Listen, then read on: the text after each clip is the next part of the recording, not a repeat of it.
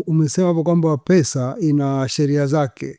Do you think is it possible kwa kijana wa miaka 21 kuwa na capital ya 1.7 billion Tanzanian shillings na akaweza yani kuishi kawaida na akaperform akamake returns?